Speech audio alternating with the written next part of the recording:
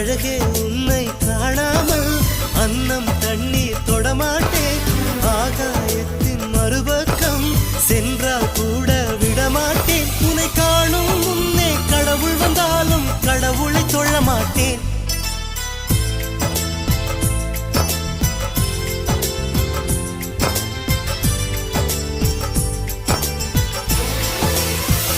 எங்கோ ஓர் சாலை வளைவில் உன் பிம்பம் தொலைந்ததடி.